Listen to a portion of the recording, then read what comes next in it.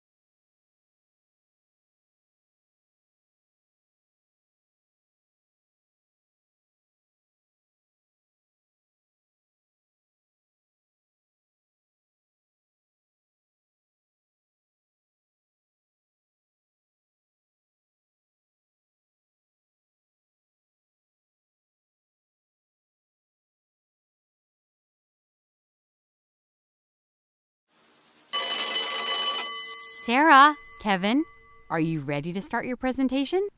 Yep, we're ready, Miss Peters. Our presentation today is about STIs, what they are, and how to avoid them. When I first agreed to work on this presentation, I thought STI stood for Save the Insects, a cause that I've always believed in. Yes! Insects rule!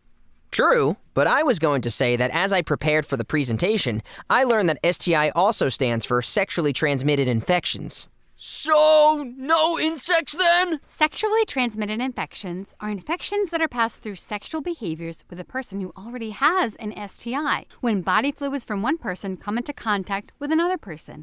Some STIs can be cured, while others can only be treated. Many are no big deal if they are caught early, but some can have serious effects on the body. So overall, it's important to learn how to avoid them.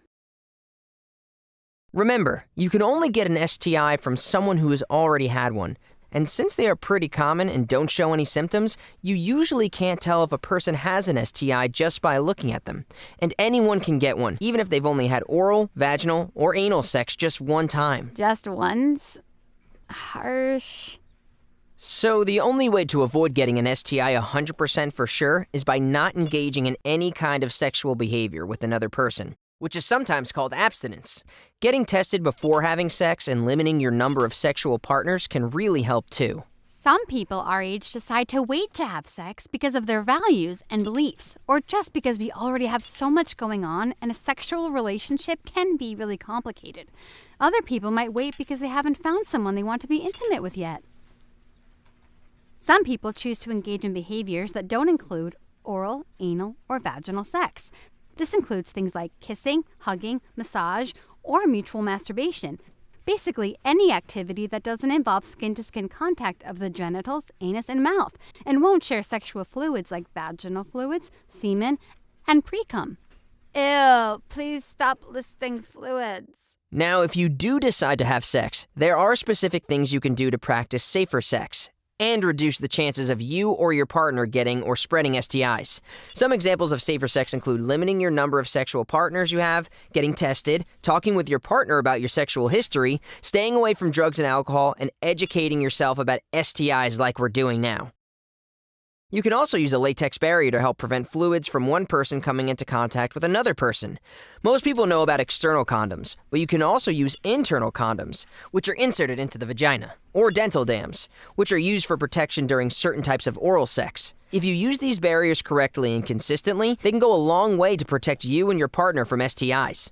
Safer sex doesn't mean there's no chance of getting an STI. But if you're going to engage in sexual behaviors with another person, it's important that you both use these methods to reduce your risk, along with getting tested regularly for STIs. And no matter what you decide, remember to communicate clearly with your partner. Terms like abstinence, intercourse, and sex mean different things to different people. So you need to make sure you're on the same page. So in conclusion, think about what works for you when it comes to sex and STIs. Remember that not having sex is safest.